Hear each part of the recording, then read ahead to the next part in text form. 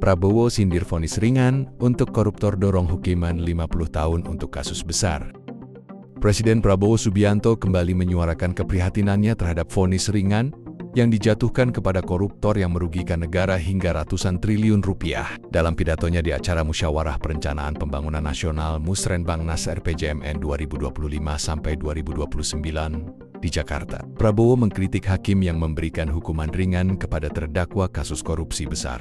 Kritik ini menyoroti vonis terhadap Harvey Muiz, terdakwa yang menyebabkan kerugian negara sebesar 300 triliun rupiah, namun hanya dijatuhi hukuman 6,5 tahun penjara.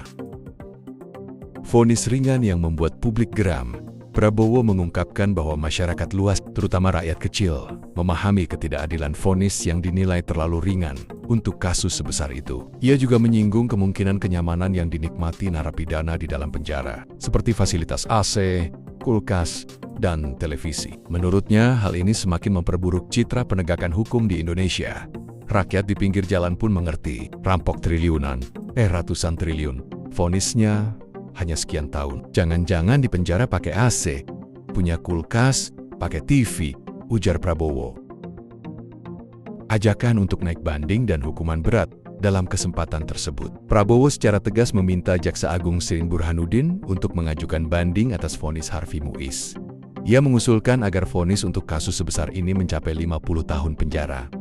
Tolong Menteri Pemasyarakatan, Jaksa Agung naik banding nggak? Naik banding? Ya, vonisnya ya 50 tahun.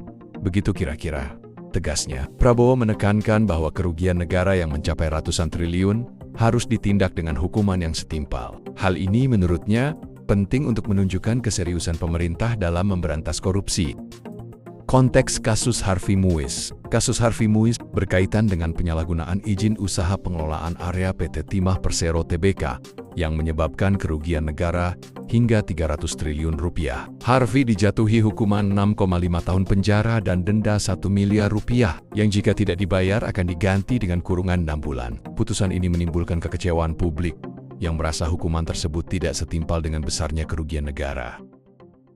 Kritik terhadap sistem peradilan. Ucapan Prabowo mencerminkan keprihatinan terhadap lemahnya sistem peradilan dalam memberikan efek jera kepada pelaku korupsi. Ia menyebut bahwa hakim perlu lebih tegas dalam menjatuhkan vonis, terutama untuk kasus besar yang berdampak luas pada perekonomian negara. Saya mohon, kalau sudah jelas melanggar hukum dan mengakibatkan kerugian triliunan, ya semua unsur terutama hakim-hakim jangan terlalu ringanlah vonisnya, tambah Prabowo. Dukungan untuk penegakan hukum yang lebih baik.